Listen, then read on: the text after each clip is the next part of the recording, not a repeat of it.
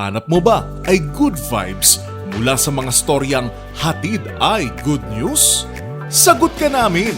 Ang programang walang ibang dala kundi magagandang kwento at balita mula sa mga storyang kapupulutan ng inspirasyon, pag-asa at tagumpay hanggang sa makabuluhang pagbabago sa lipunan. Siguradong good vibes yan! Dito lang sa programang magbibigay ng mga balitang mas maganda pa sa good news. Ang The Better News. Mapapanood mula Lunes hanggang Biyernes, 1 p.m. sa DZRH TV. Welcome sa programang Good News ang hatid sa inyo. Mga balitang magpapa-feel better ang mababalitaan nyo. Mga balitang ka-share-share sa buong Pilipinas at saan mang bahagi ng mundo na may Pilipino. Bawal ang nega sa show na to dahil diretsong good vibes ang sasa iyo. Live dito sa DZRH TV Facebook, YouTube at DZRH News website. Ako, si Rovic Manuel. Wala na tayong aantayin pa dahil diretso na tayo sa mga balitang mas maganda pa sa good news. Ito ang The Better News. Tuloy-tuloy sa pagbabalita, tuloy-tuloy sa serbisyo, sama-sama tayo Pilipino.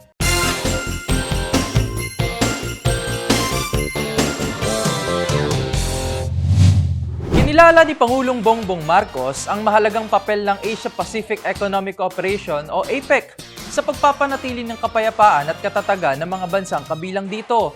Ayon pa sa Presidente, sa pamamagitan ng solidong pundasyon sa ekonomiya ay magkakaroon ng masagana at maunlad na mga bansa. Ang iba pang detalye alamin sa report ni Let Narciso. Naniniwala si Pangulong Ferdinand Marcos Jr. na ang global at regional economic governance platforms gaya ng Asia-Pacific Economic Cooperation ay makalilikha ng kapayapaan. Sa pagbubukas ng APEC CEO Summit sa San Francisco, California, kung saan nagsalita ang Pangulo, sinabi nitong sa pamamagitan ng solidong pundasyon sa ekonomiya ay maaaring maiwasan ang sigalot dahil sa pagkakaroon ng kasaganaan at mauunlad ng mga bansa. At para makamit ito, binigyang diin ni Pangulong Marcos na kailangang suportahan ng APEC member economies ang mga panukala at desisyon na magtataguyod ng kooperasyon tungo sa pagkakapantay-pantay. Ayon sa Pangulo, bilang nangungunang regional forum sa Asia-Pasipiko, dapat magsilbi ang APEC bilang incubator ng innovative ideas, gabay para sa mga solusyon sa mga isyong pangkalakalan at entablado para sa responsive economic and trade policies. Kailangan rin anyang patuloy na isulong ang partnership sa pribadong sektor sa pamamagitan ng APEC Business Advisory Council at iba pang stakeholders. Higit sa lahat, sabi ni PBBM, dapat nagkakaisang kumikilos para sa mas malawak pang pag-unlad. We must act regionally. We must also shrink our intentions globally by finding coherence in our work streams with those of other economies of the world and other regional and international organizations. I wish to emphasize once more that global and regional economic governance platforms such as APEC are geared towards averting conflict because sustained prosperity and progress are only possible in a world that is at peace. Para sa MBC Network News, ito si Let Narciso, tuloy-tuloy sa pagbabalita, tuloy-tuloy sa serbisyo, sama-sama tayo Pilipino.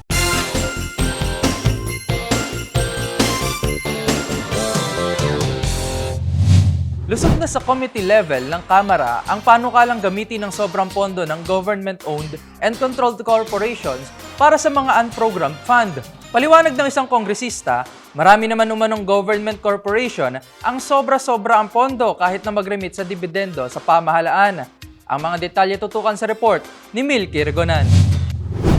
Pasado na sa House Committee on Appropriations ang panukala para itap o gamitin ang sobrang pondo ng mga government-owned and controlled corporations pampondo sa unprogrammed funds. Sa House Bill 9513 na inihain ni Congressman Joey Salceda, aamyandahan ang 2023 General Appropriations Act kung saan nagdagdag ng batayan para pagkunan ng unprogrammed funds. Ibig sabihin, bukod sa excess revenue mula sa koleksyon ng buwis o non-tax revenue, pwede na rin pagkunan ng unprogrammed funds funds ang sobrang pondo ng mga GOCC mula sa kanilang administrative at operational expenses, benefit obligation at reserve requirements. Paliwanag ni Salceda, maraming government corporation na sobra-sobra ang pondo kahit pa mag-remit ng dividendo sa gobyerno. Sabi pa ni Salceda, kailangang gumastos ang pamahalaan ng 11.3% ng pondo nito kumpara noong nakaraang taon para maabot ang target na 6% GDP growth.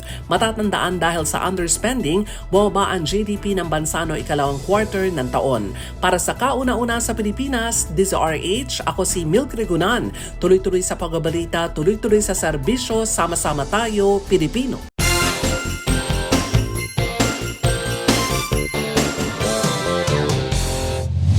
Kasama sa plano ni Pangulong Bongbong Marcos ang pumirma sa 123 Agreement o Civil Nuclear Cooperation Deal ng Pilipinas at Amerika sa pagdalo nito sa APEC Summit. Malaki raw ang maitutulong nito sa bansa lalo na pagdating sa pagpapalawak ng ating energy security.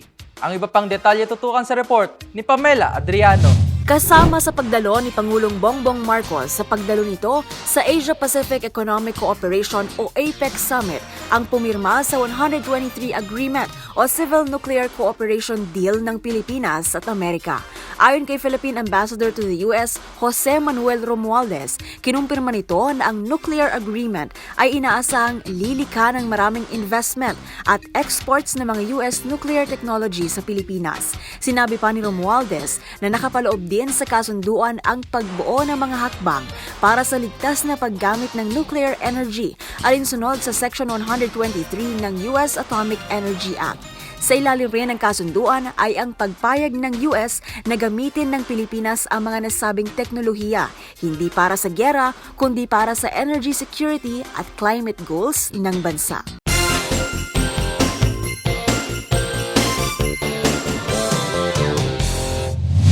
Aprobado na ng House Panel ang inamyendahang panukala na ilibing ang mga sports hero sa libingan ng mga bayani.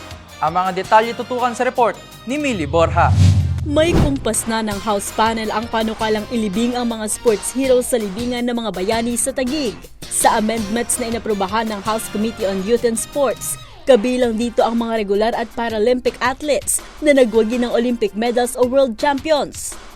Kasama rin ang mga Hall of Famer na kinilala ng International Sports Federation. Matatandaan na noong 2022, naghain si Congressman Robert Ace Barbers ng House Bill 3716 para sa interment ng sports heroes sa libingan ng mga bayani.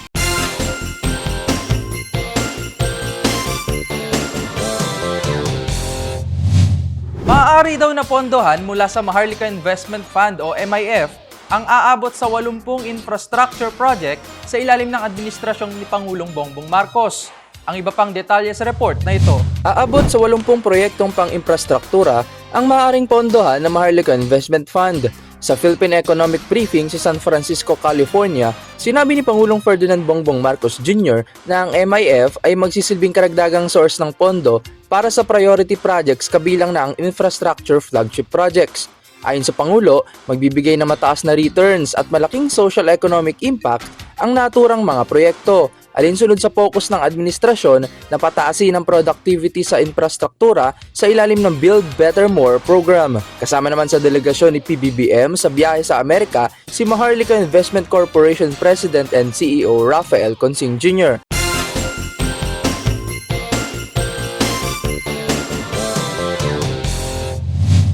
Magandang balita para sa mga empleyado ng gobyerno dahil maagang pamasko ang matatanggap nila mula sa pagkakaaproba ng DBM na ibigay na ang kanilang year-end bonus. Ang iba pang detalye sa report ni Angelica Cosme. Maagang pamasko para sa mga nagtatrabaho sa gobyerno dahil inilabas na ng Department of Budget and Management ang halos 70 billion pesos na bonus at cash gifts para sa mga ito. Ayon kay Budget Secretary Amina Pangandaman, ang year-end bonus ay katumbas ng isang buwang sweldo ng isang manggagawa, habang 5,000 piso naman ang halaga ng cash gift. Kabilang sa mga tatanggap ng naturang bonus at cash gift ay ang mga tauhan at opisyal ng pamahalaan na may 4 na buwan ang nagtatrabaho mula January 1 hanggang October 31. Samantala, 45.3 billion pesos naman ang nakalaang bonus ng mga kwalipikadong civilian personnel at 15.2 billion pesos para sa mga military or uniform personnel, habang nasa 8.9 billion pesos naman ang cash gifts na inilaan para sa higit 1.7 million na civilian workers at MUP.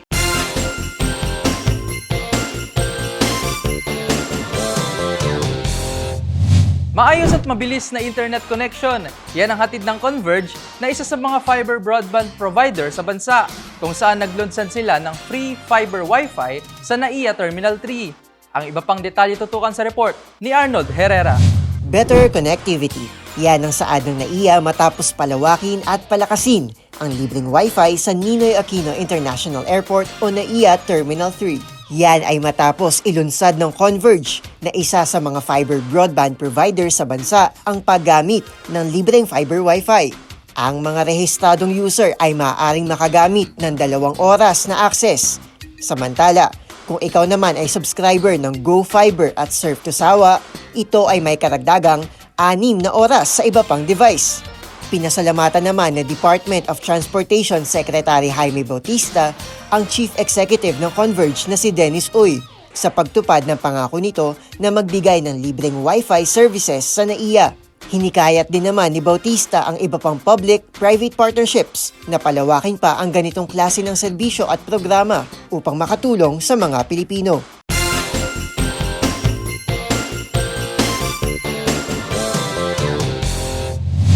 Malalaman na sa December 5 ang resulta ng nagdaang 2023 bar exam.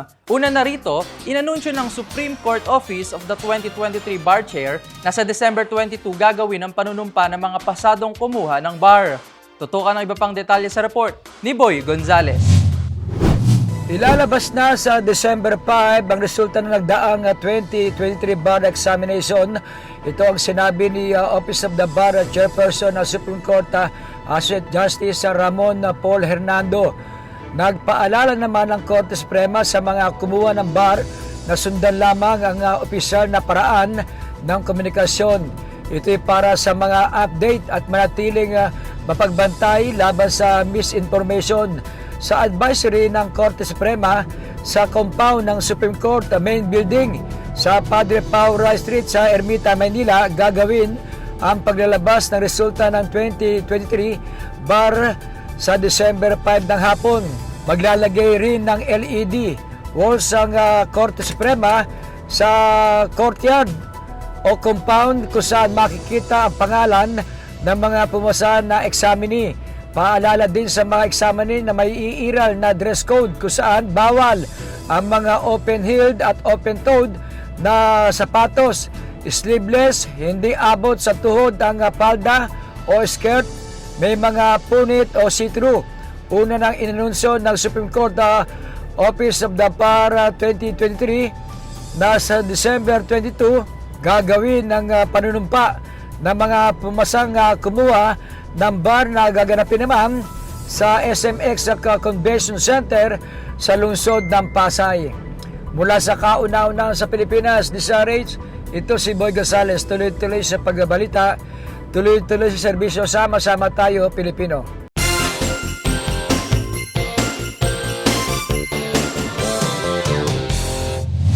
The better news naman tayo pagdating sa usapang showbiz dahil inilabas na ng Miss Universe Organization ang competition format para sa upcoming coronation night ng Miss U. Ang The Better News sa mundo ng showbiz ihahatid sa atin ng ating showbiz angel. Inilabas na ng Miss Universe Organization ang competition format para sa upcoming coronation night ng prestiyosong pageant na gaganapin sa November 19 Philippine Time. Sa mahigit 80 kandidata mula sa iba't ibang bansa, 20 candidates ang pipiliin base sa kanilang preliminary competition performance at fan votes. Ang 20 dilag magpapasok laban sa swimmer competition. Matapos niya, i-anunsyo naman ang top 10 na siyang rarapa sa evening gown round ng pageant. Higpit ang laban, oras na may anunsyo ng top 5 na isasalang sa interview round. At mula roon, pipili ng 3 kandidata na harap sa final question and answer portion para malaman kung sino ang karapat-dapat na itanghal bilang Miss Universe at papasahan ng korona ni reigning Queen Arbony Gabriel. Ang 28-year-old actress beauty queen mula Makati na si Michelle Marquez D ang pambato ng Pilipinas sa prestiyosong pageant at target itong maiuwi ang sanay ika-5 Miss Universe crown ng bansa.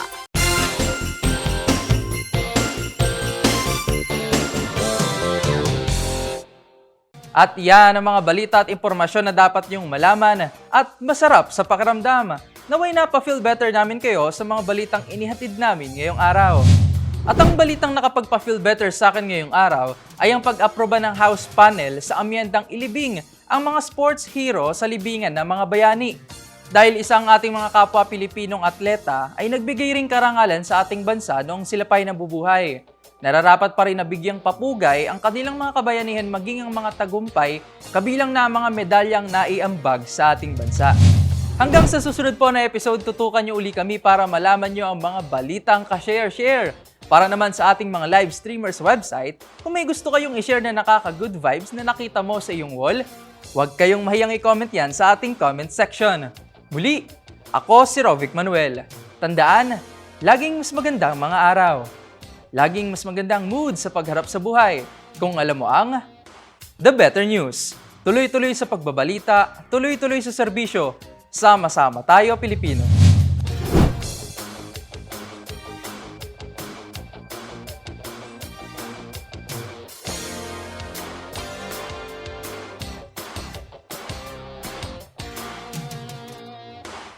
Hanap mo ba ay good vibes mula sa mga storyang hatid ay good news?